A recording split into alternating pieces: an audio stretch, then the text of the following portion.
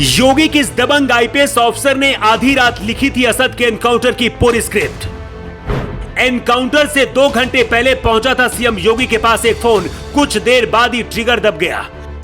24 घंटे में शाइस्ता करेगी सरेंडर या फिर होगा एनकाउंटर। अतीक अहमद ने योगी से कर दी अपनी आखिरी डिमांड।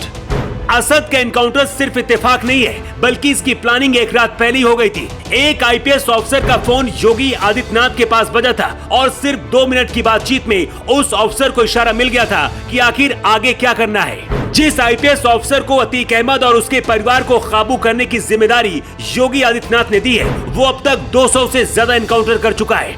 ये खतरनाक पुलिस ऑफिसर कौन है, उससे पहले आपको बताते हैं कि आखिर बेटे असद के मरने के बाद माफिया अतीक अहमद ने सीएम योगी आदित्यनाथ से आखिरी डिमांड कौन सी कर दी है।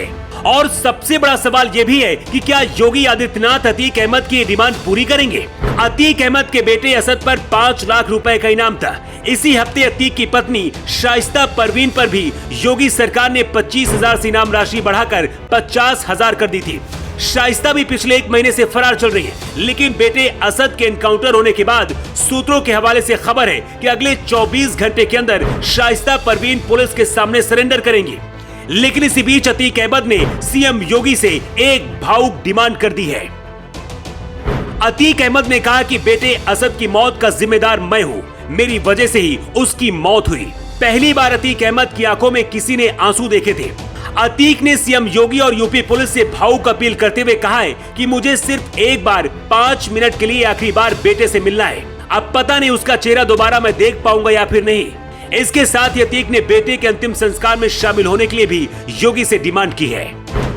सूत्रों का दावा है कि यूपी एटीएस के चीफ अमिताभ यश को एक रात पहले ही असद के बारे में पूरी जानकारी मिल गई थी। इसके बाद खुद अमिताभ यश ने सीएम योगी के पास फोन करके आधी रात इसके बारे में बताया था। सूत्र बताते कि योगी आदित्यनाथ ने कहा था कि जिंदा या फिर मुर्दा बस बचकर भागने न पाए। यूपी एटीएस के चीफ अमिताभ यश वही ऑफिसर हैं जिन्होंने यूपी के ददुआ, ठोकिया और विकास दुबे जैसे अपराधियों को मिट्टी में मिला चुके हैं। अब तक 200 से ज्यादा एनकाउंटर कर चुके हैं। यूपी में जब भी कोई बड़ा कांड होता है तो हमेशा अमिताभ यश को जरूर याद किया जाता है। बड़े बुजुर्ग एक कहावत कहते हैं, डकैत का बेटा हमेशा डकैत बनता है। अतीक अहमद ने इस कहावत को सच साबित करके दिखाया है। अतीक अहमद सिर्फ 16 साल की उम्र में अपराध की दुनिया में कूद पड़ा था। प्रयागराज के डॉन चांद बाबा को मारकर खुद डॉन बन गया था।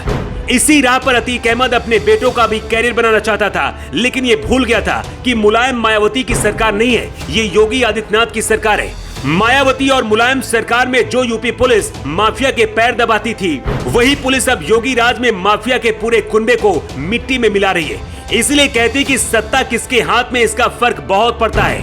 जो लोग योगी सरकार पर सवाल उठाते हैं उनको देख लेना चाहिए, योगी राज में इंसाफ भी होता है और अपराधियों को सजा भी मिलती है। कुछ लोग सवाल जरूर उठा सकते हैं, लेकिन यूपी के गरीब और मजदूर लोग आज टीवी देखकर 1-2 रोटी जरूर ज्यादा खाएंगे।